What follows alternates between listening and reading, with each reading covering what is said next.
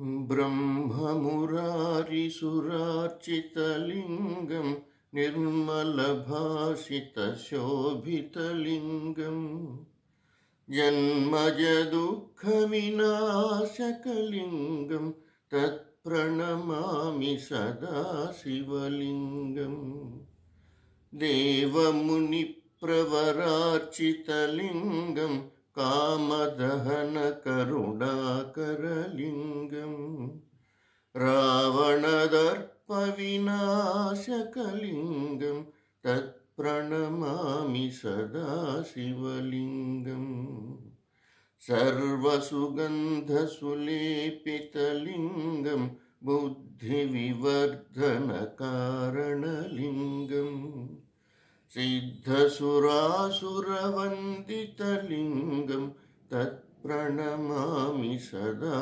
शिवलिङ्गं कनकमहामणिभूषितलिङ्गं फणिपतिवेष्टितशोभितलिङ्गं दक्षसुयज्ञविनाशनलिङ्गं तत्प्रणमामि सदा शिवलिङ्गं कुङ्कुमचन्दनलेपितलिङ्गं पङ्कजहारसुशोभितलिङ्गं सञ्चितपापविनाशनलिङ्गं तत्प्रणमामि सदा शिवलिङ्गं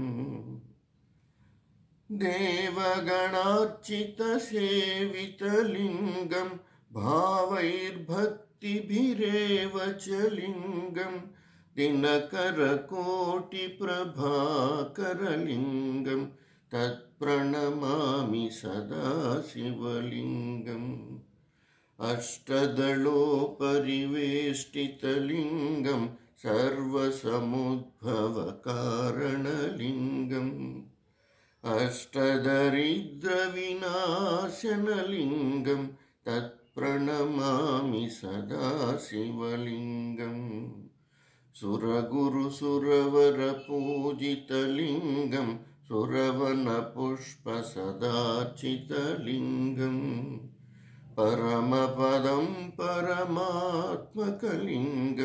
तत्प्रणमामि सदा शिवलिङ्गं लिङ्गाष्टकमिदं पुण्यं यः पठेत् शिवसन्निधौ शिवलोकमवाप्नोति